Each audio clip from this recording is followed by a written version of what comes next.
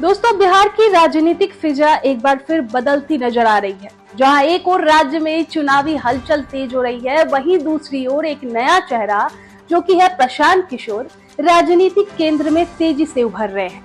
हाल ही में गोपालगंज में दिए गए उनके बयान ने राजनीतिक हलकों में काफी चर्चा बटोरी। उन्होंने कहा कि अगर बिहार के युवा बिना सुरक्षा के घूम सकते हैं तो प्रशांत किशोर भी घूम सकता है। अब इस पंक्ति में सादगी, चुनौती और राजनीतिक रणनीति तीनों छिपे हुए हैं। भारत में आमतौर पर जैसे जैसे कोई नेता बड़ा होता है, उसका सुरक्षा घेरा भी बढ़ता जाता है। वीआईपी संस्कृति की पहचान बन चुके ये काफिले आम जनता से दूरी का प्रतीक है। लेकिन प्रशांत किशोर इस चलन को उलटते नजर आ रहे हैं।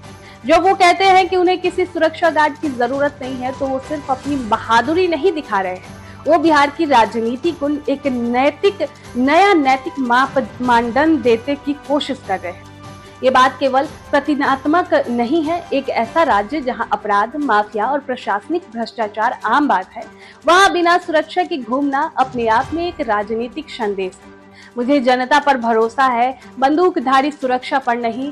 पिछले 3 दशकों से बिहार की राजनीति कुछ जाने पहचाने चेहरों के इर्द गिर्द ही घूमती रही है। लालू यादव, नीतीश कुमार और केंद्र में नरेंद्र मोदी। लालू यादव की सामाजिक न्याय की राजनीति, नीतीश कुमार की सुशासन बाबू की छवि और मोदी की डबल इंजन की सरकार की बातों से जनता अब कुछ हद तक उब चुकी है।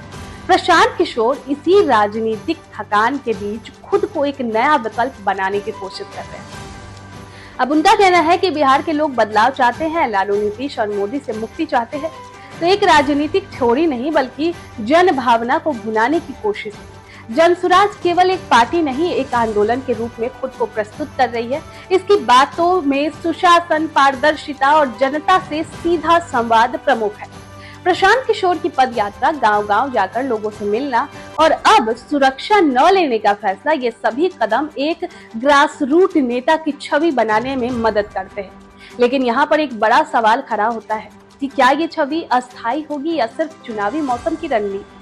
हालांकि किशोर की तेवर लोगों को आकर्षित कर रहे हैं, लेकिन आलोचकों का मानना है कि उनके पास अब तक कोई ठोस नीति दस्तावेज नहीं है। वे सरकारों की विफलताओं को इंगित तो करते हैं, लेकिन समाधान क्या है ये कम ही स्पष्ट करते हैं। इसके अलावा वो बार बार नीतीश कुमार, भाजपा और लालू यादव पर निशाना तो साधते हैं, लेकिन जब उनके गठबंधन या समर्थन को लेकर सवाल पूछा जाता है तो वो अक्सर जवाब देने से बचते हैं। इससे संदेह पैदा होता है कि क्या उनका मकसद वाकई व्यवस्था बदलना है या सिर्फ राजनीतिक स्पेस हासिल करना। कि जनता बहुत देखी भली है, बिहार की जनता, उसने वादों और नारों की राजनीति खूब देखी है, तो अब वो सिर्फ चेहरा नहीं, परिणाम चाहती है। प्रशांत किशोर यदि वाकई बदलाव लाना चाहते हैं तो उन्हें सिर्फ बयानबाजी नहीं, बल्कि ठोस योजनाओं और कार्यशैली से खुद को साबित करना होगा। 2025 के विधानसभा चुनाव इस बात की असली परीक्षा होने की जनता पुराने विकल्पों को छोड़कर किसी नए रास्ते पर चलने को तैयार है या नहीं। क्या प्रशांत किशोर बिहार के राजनीति इतिहास में कोई नया अध्याय लिख पाएंगे या वे भी भीड़ में खो जाने वाले एक और चेहरे बनकर रह जाएंगे? ये तो आने वाला वक्त ही बताएगा। इससे पहले इस पर आपकी क्या राय है, कमेंट बॉक्स में जरूर बताएं।